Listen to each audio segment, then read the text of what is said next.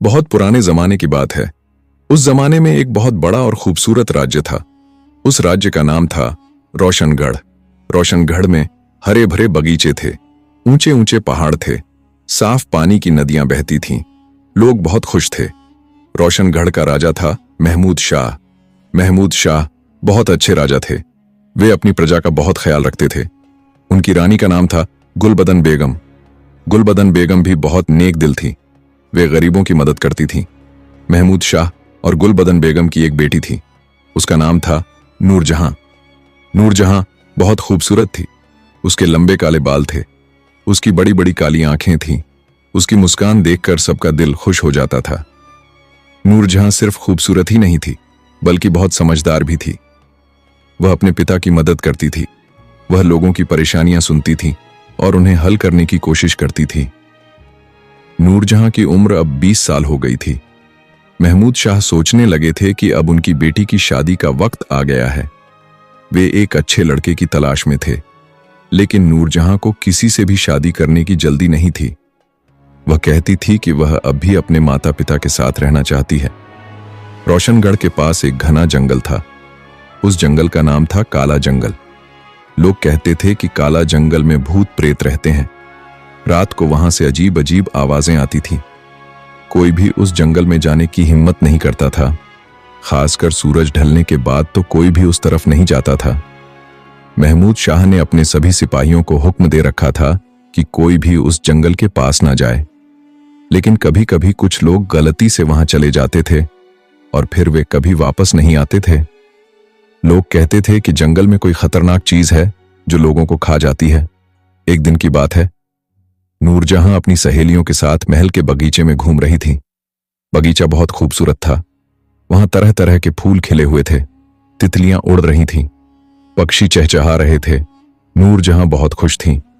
अचानक नूरजहां को दूर से एक आवाज सुनाई दी। यह आवाज किसी के रोने की थी। नूरजहां ने अपनी सहेलियों से कहा कि क्या तुम्हें भी यह आवाज सुनाई दे रही है? उसकी सहेलियों ने कहा कि हां, हमें भी सुनाई दे रही है। ये किसी बच्चे के रोने की आवाज लग रही है। नूरजहां को बच्चे पर तरस आ गया। वह उस आवाज की तरफ चल पड़ी। उसकी सहेलियां उसे रोकने लगीं। उन्होंने कहा कि शहजादी, आप मत जाइए, पता नहीं क्या हो। लेकिन नूरजहां ने नहीं सुना। वो बोली कि कोई बच्चा मुसीबत में है और मुझे उसकी मदद करनी चाहिए। नूरजहां उस आवाज का पीछा करते करते बगीचे की दीवार तक पहुंच गई। दीवार के पार एक छोटा सा रास्ता था जो जंगल की तरफ जाता था। आवाज उसी तरफ से आ रही थी। नूरजहां ने एक पल सोचा। उसे पता था कि महल के बाहर जाना खतरनाक हो सकता है, लेकिन वह आवाज उसे बुला रही थी। नूरजहां की सहेलियों ने उसे बहुत रोका। उन्होंने कहा कि शहजादी, प्लीज मत जाइए, हम सिपाहियों को बुलाते हैं, वे जाकर देखेंगे। लेकिन नूरजहां ने कहा कि तब तक बहुत देर हो जाएगी, वह बच्चा मुसीबत में है, मुझे अभी जाना होगा। यह कहकर नूरजहां दीवार के पार चली गई। उसकी सहेलियां घबरा गईं। वे दौड़कर महल में गईं और महारानी गुलबदन बेगम को सब कुछ बता दिया। गुलबदन बेगम बहुत घबरा गई। उन्होंने तुरंत महाराज महमूद शाह को खबर भिजवाई। महमूद शाह ने फौरन अपने सिपाहियों को बुलाया। उन्होंने हुक्म दिया कि जाओ और शहजादी को ढूंढो। सिपाही तुरंत निकल पड़े, लेकिन तब तक नूरजहां बहुत दूर जा चुकी थी। नूरजहां उस आवाज का पीछा करते करते जंगल में घुस गई। जंगल बहुत घना था। बड़े बड़े पेड़ थे। उनकी शाखाएं इतनी घनी थीं कि सूरज की रोशनी भी मुश्किल से अंदर आती थी। चारों तरफ अंधेरा सा था। नूरजहां को डर लगने लगा, लेकिन वह आवाज अभी भी सुनाई दे रही थी। वह आगे बढ़ती रही। रास्ता बहुत मुश्किल था। कांटेदार झाड़ियां थीं। उसके कपड़े फट रहे थे। उसके पैरों में चोट लग रही थी, लेकिन वह रुकी नहीं। आखिरकार वह एक जगह पर पहुंची। वहां एक बड़ा सा पत्थर पड़ा था। उस पत्थर के पास ही एक गुफा थी। आवाज उसी गुफा से आ रही थी। नूरजहां ने गुफा के अंदर झांक कर देखा। अंदर बहुत अंधेरा था, कुछ दिखाई नहीं दे रहा था। नूरजहां ने आवाज लगाई। उसने कहा कि कौन है वहां, क्या तुम्हें मदद चाहिए? लेकिन अचानक आवाज बंद हो गई। गुफा में सन्नाटा छा गया। नूरजहां को अजीब लगा। वह सोचने लगी कि यह क्या माजरा है। तभी अचानक गुफा से कुछ बाहर आया। नूरजहां ने देखा तो उसकी चीख निकल गई। यह कोई बच्चा नहीं था, यह एक अजीब सा प्राणी था। इसका सिर कुत्ते का था, लेकिन शरीर इंसान का था। यह सीधा खड़ा था, जैसे इंसान खड़े होते हैं।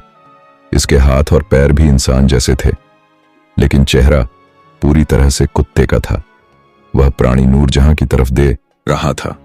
उसकी आंखें लाल थीं, उसके मुंह से लार टपक रही थी। नूरजहां बहुत डर गई। वह पीछे हटने लगी, लेकिन वह प्राणी तेजी से आगे बढ़ा। नूरजहां दौड़ने लगी। वह जंगल में भागती रही। वह प्राणी भी उसके पीछे भाग रहा था। नूरजहां जोर जोर से चीख रही थी, लेकिन जंगल में कोई नहीं था जो उसकी मदद कर सके। वह प्राणी बहुत तेज था। कुछ ही देर में उसने नूरजहां को पकड़ लिया। नूरजहां ने बहुत संघर्ष किया। उसने उसे मारने की कोशिश की, लेकिन वह प्राणी बहुत ताकतवर था। उसने नूरजहां को अपनी बाहों में उठा लिया। नूरजहां रोने लगी। उसने उससे मिन्नत की कि मुझे छोड़ दो, लेकिन वह प्राणी कुछ नहीं बोला। वह नूरजहां को लेकर गुफा की तरफ चल दिया। दूसरी तरफ महमूद शाह के सिपाही जंगल में नूरजहां को ढूंढ रहे थे, लेकिन जंगल बहुत बड़ा था। उन्हें नूरजहां का कोई निशान नहीं मिल रहा था। महमूद शाह खुद भी अपने घोड़े पर बैठकर निकल पड़े। गुलबदन बेगम महल में रो रही थी। शाम हो गई, अंधेरा होने लगा। सिपाहियों को वापस बुला लिया गया। महमूद शाह बहुत परेशान थे। उन्होंने सोचा कि कल सुबह फिर से बड़ी तादाद में सिपाही भेजेंगे। पूरे जंगल में तलाशी होगी। नूरजहां उस गुफा में थी। गुफा के अंदर बहुत अंधेरा था। सिर्फ एक छोटी सी मशाल जल रही थी। उस मशाल की रोशनी में नूरजहां ने देखा कि गुफा काफी बड़ी थी। इसमें कुछ पुराने बर्तन पड़े थे। एक कोने में कुछ हड्डियां भी पड़ी थीं। नूरजहां को बहुत डर लग रहा था। वह प्राणी उसके सामने बैठा था। वह उसे बड़े ध्यान से देख रहा था। नूरजहां ने हिम्मत करके पूछा कि तुम कौन हो? तुम क्या हो? वह प्राणी कुछ नहीं बोला, बस वह उसे देखता रहा। नूरजहां को लगा कि शायद यह बोल नहीं सकता, लेकिन फिर अचानक उस प्राणी ने मुंह खोला। उसकी आवाज बहुत अजीब थी, थोड़ी इंसान की तरह और थोड़ी जानवर की तरह। उसने कहा कि मेरा नाम करीम है। मैं एक इंसान था, लेकिन अब मैं यह हूं। नूरजहां ने हैरानी से पूछा कि तुम्हारे साथ यह कैसे हुआ? करीम ने एक लंबी सांस ली। फिर उसने अपनी कहानी सुनाना शुरू किया। करीम ने बताया कि वह भी रोशनगढ़ का ही रहने वाला था। वह एक साधारण आदमी था। उसका काम था लकड़ियां काटना और बाजार में बेचना। एक दिन वह जंगल में लकड़ियां काटने आया था। वहां उसे एक बूढ़ी औरत मिली। वह बूढ़ी औरत बहुत बीमार लग रही थी। उसने करीम से पानी मांगा। करीम ने उसे पानी दिया।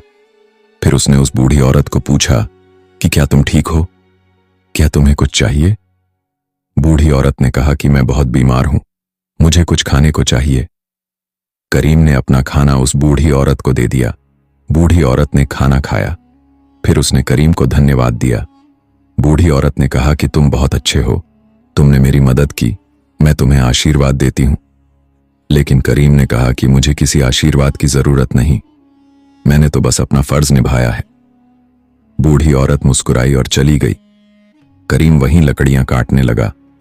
कुछ देर बाद वहां एक जादूगरनी आई। यह जादूगरनी बहुत बुरी थी। वह लोगों को परेशान करती थी। जादूगरनी ने करीम को देखा। वह उसकी तरफ आई। उसने कहा कि अरे तुम यहां क्या कर रहे हो? यह मेरा जंगल है, यहां कोई नहीं आ सकता। करीम ने कहा कि मुझे माफ कर दीजिए, मैं नहीं जानता था, मैं अभी जा रहा हूं। लेकिन जादूगरनी ने कहा कि नहीं, अब बहुत देर हो गई। तुमने मेरे जंगल में घुसने की हिम्मत की है, अब तुम्हें सजा मिलेगी। करीम ने उससे माफी मांगी, लेकिन जादूगरनी ने नहीं सुनी। जादूगरनी ने अपना हाथ उठाया और कुछ अजीब शब्द बोले। अचानक करीम के शरीर में बदलाव होने लगा। उसे बहुत दर्द हुआ। वह जमीन पर गिर गया।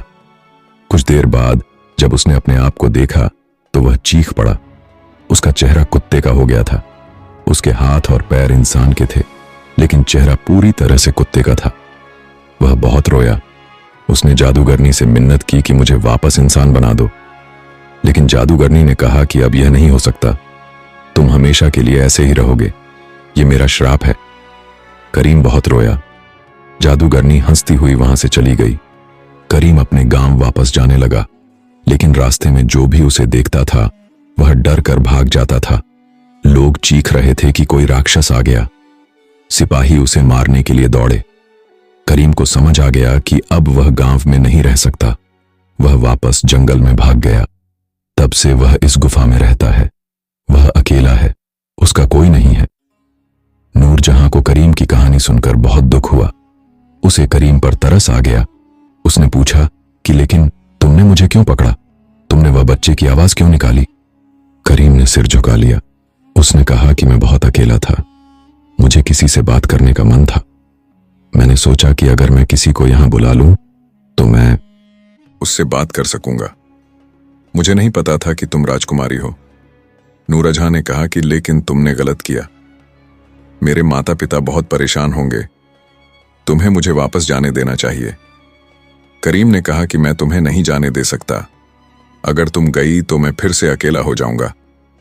नूरजहां ने कहा कि लेकिन यह गलत है, तुम मुझे यहां जबरदस्ती नहीं रख सकते। करीम ने कहा कि मुझे माफ करो, लेकिन मैं बहुत मजबूर हूं। मैं इतने सालों से अकेला हूं, मुझे किसी का साथ चाहिए। नूरजहां रोने लगी। वह बहुत डरी हुई थी। करीम उसे देख रहा था। उसकी आंखों में कुछ अजीब सा था। नूरजहां को लगा कि वह सिर्फ बातें करने के लिए उसे नहीं लाया है, उसके मन में कुछ और भी है। रात हो गई, गुफा में अंधेरा बढ़ गया। करीम ने कुछ और मशालें जला दी। फिर वह नूरजहां के पास आया। नूरजहां घबरा गई, वह पीछे हटने लगी। करीम ने कहा कि डरो मत, मैं तुम्हें कुछ नहीं करूंगा, मुझे बस तुम्हारे साथ रहना है। नूरजहां ने कहा कि प्लीज मुझे जाने दो, मैं तुम्हारे लिए कुछ कर सकती हूं। मैं राजा की बेटी हूं, मैं किसी जादूगर को ढूंढूंगी जो तुम्हें वापस इंसान बना दे। करीम ने कहा कि कोई जादूगर मुझे वापस इंसान नहीं बना सकता। जिस जादूगरनी ने मुझे यह श्राप दिया है वह बहुत ताकतवर है, उसका श्राप कोई नहीं तोड़ सकता। नूरजहां ने पूछा कि क्या कोई तरीका नहीं है? करीम ने कहा कि एक तरीका है, लेकिन वह तुम्हें पसंद नहीं आएगा। नूरजहां ने पूछा कि वह क्या है? करीम ने कहा कि जादूगरनी ने कहा था कि अगर कोई लड़की मुझसे प्यार करे और मुझसे शादी करे तो मैं वापस इंसान बन सकता हूं। लेकिन कौन करेगा एक कुत्ते के चेहरे वाले से शादी? कौन करेगा मुझसे प्यार? नूरजहां को सब कुछ समझ आ गया। करीम उसे शादी करना चाहता था, इसीलिए उसने उसे यहां बुलाया था। नूरजहां ने कहा कि मैं तुमसे शादी नहीं कर सकती, मैं तुम्हें जानती तक नहीं। करीम ने कहा कि मुझे पता है, लेकिन मेरे पास और कोई रास्ता नहीं है। मैं तुम्हें यहीं रखूंगा, धीरे धीरे तुम मुझे समझोगी, फिर शायद तुम मुझसे शादी करने के लिए मान जाओ। नूरजहां बहुत डर गई। उसे समझ आ गया कि वह बड़ी मुसीबत में फंस गई है। वह सोचने लगी कि अब क्या करें। दिन बीतने लगे। महमूद शाह ने पूरे जंगल में तलाशी करवाई। सैकड़ों सिपाही जंगल में गए, लेकिन किसी को नूरजहां का कोई निशान नहीं मिला। वह गुफा इतनी छुपी हुई थी कि किसी को पता नहीं चला। महमूद शाह बहुत परेशान थे। गुलबदन बेगम रोते रोते बीमार पड़ गई। पूरे राज्य में गम छा गया। लोग कह रहे थे कि शायद राजकुमारी को जंगल का कोई जानवर खा गया। गुफा में नूरजहां की हालत बहुत खराब थी। करीम उसे खाना लाकर देता था। वह जंगल से फल लाता था।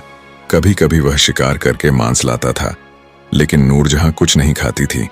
वह बस रोती रहती थी। करीम उससे बातें करने की कोशिश करता था। वह उसे अपनी पुरानी जिंदगी के बारे में बताता था। वह बताता था कि कैसे उसकी एक माँ थी जो उसे बहुत प्यार करती थी, कैसे उसके दोस्त थे, कैसे वह खुश था। नूरजहां को करीम की बातें सुनकर थोड़ा अजीब लगता था। वह सोचती थी कि करीम भी तो एक इंसान ही था, उसके साथ कुछ गलत हुआ। वह खुद भी तो परेशान है, लेकिन फिर भी उसने मुझे यहां कैद कर रखा है। यह गलत है। एक दिन नूरजहां ने करीम से कहा कि मैं यहां से भागने की कोशिश नहीं करूंगी, लेकिन प्लीज मुझे गुफा के बाहर जाने दो। मुझे ताजी हवा चाहिए, यहां अंदर बहुत घुटन होती है। करीम ने थोड़ा सोचा, फिर उसने हां कर दी। वह नूरजहां को गुफा के बाहर ले गया, लेकिन वह उसके पास ही रहा। उसे डर था कि नूरजहां भाग ना जाए। नूरजहां ने बाहर आकर गहरी सांस ली। सूरज की रोशनी उसके चेहरे पर पड़ी। उसे बहुत अच्छा लगा। वह इधर उधर देखने लगी, लेकिन भागने का कोई रास्ता नहीं था। चारों तरफ घना जंगल था और करीम उसके पास ही खड़ा था। नूरजहां ने सोचा कि शायद वह करीम से दोस्ती कर ले। अगर वह उसका भरोसा जीत ले तो शायद वह उसे जाने दे, या फिर वह मौका मिलने पर भाग सकती है। नूरजहां ने करीम से बात करना शुरू की। उसने उससे पूछा कि तुम्हारी मां का क्या नाम था। करीम ने बताया कि उसकी माँ का नाम रहीमा था। नूरजहां ने पूछा कि तुम अपनी माँ को मिस करते हो? करीम की आंखों में आंसू आ गए। उसने कहा कि हाँ, बहुत मिस करता हूं। जब मैं यह बन गया तो मैं उनसे मिलने भी नहीं गया। उन्हें नहीं पता कि मेरे साथ क्या हुआ। शायद वे सोचती हैं कि मैं मर गया। नूरजहां को करीम पर थोड़ा तरस आया। उसने कहा कि तुम्हें अपनी माँ से मिलना चाहिए। करीम ने कहा कि मैं नहीं मिल सकता। अगर वे मुझे इस हाल में देखेंगी तो बहुत दुखी होंगी, शायद डर भी जाएंगी। नूरजहां ने कहा कि लेकिन वे तुम्हारी माँ हैं। माँ अपने बच्चे को कैसा भी हो प्यार करती। दोस्तों, अगर कहानी अच्छी लगी हो लाइक और सब्सक्राइब करो, कमेंट करो अगले भाग के लिए।